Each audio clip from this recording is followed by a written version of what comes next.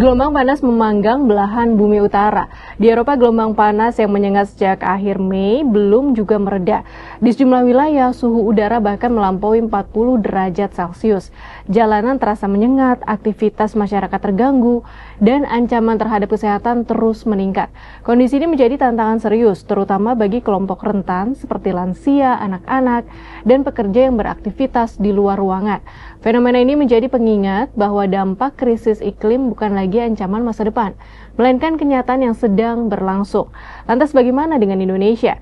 Apakah gelombang panas ini akan berdampak juga hingga Indonesia? Kita bahas. Melalui laman bmkg.go.id pada 30 Juni 2026, BMKG menjelaskan bahwa secara teknis, fenomena gelombang panas atau heatwave tidak terjadi di Indonesia. Heatwave umumnya terjadi di wilayah lintang menengah hingga tinggi akibat udara panas yang terperangkap dalam sistem tekanan tinggi, sedangkan Indonesia yang berada di kawasan ekuator hanya mengalami peningkatan suhu harian akibat cuaca cerah, terutama pada musim kemarau. Meski demikian, BMKG mengingatkan apabila anomali iklim ekstrim memicu suhu yang sangat tinggi di Indonesia, dampaknya bisa lebih berbahaya, karena kelembapan udara yang tinggi membuat penguapan keringat menjadi kurang efektif. Akibatnya risiko kelelahan akibat panas hingga heat stroke dapat meningkat meski suhu udara tidak mencapai 40 derajat Celcius seperti di Eropa. Sementara itu, di Indonesia, cuaca panas yang belakangan terasa menyengat bukan disebabkan oleh gelombang panas seperti yang terjadi di Eropa. Menurut BMKG, kondisi ini dipengaruhi oleh beberapa faktor, mulai dari posisi semu matahari, berkurangnya tutupan awan sehingga sinar matahari lebih maksimal mencapai permukaan bumi, hingga kondisi atmosfer yang mendukung peningkatan suhu udara. Memasuki musim kemarau, langit yang lebih cerah juga membuat panas pada siang hari terasa semakin terik.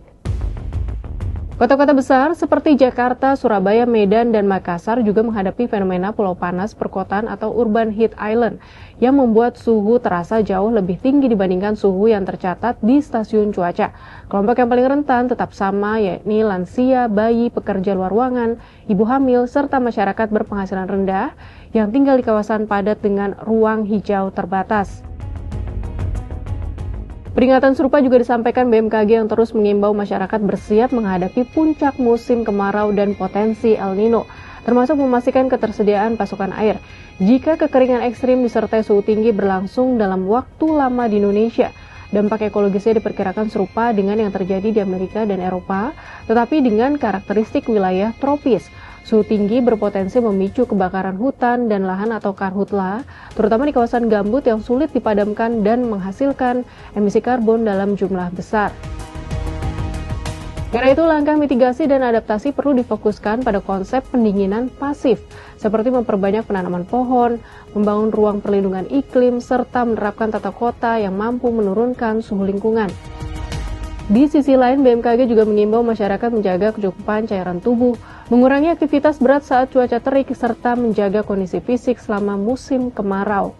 Sahabat Kompas, apa yang terjadi di Eropa hari ini menjadi pengingat bahwa cuaca panas ekstrim bukan lagi sekadar fenomena musiman, melainkan dampak nyata perubahan iklim yang semakin dekat dengan kehidupan kita. Karena itu yang dibutuhkan bukan hanya perakiraan cuaca, tetapi juga kesiapan melalui sistem peringatan dini, kota yang lebih teduh, layanan kesehatan yang sigap, serta perlindungan bagi masyarakat. Pada akhirnya, pertanyaannya bukan lagi apakah bumi akan semakin panas, melainkan seberapa siap kita beradaptasi dan menekan emisi sebelum cuaca ekstrim menjadi kenyataan yang semakin sering dirasakan, termasuk di Indonesia.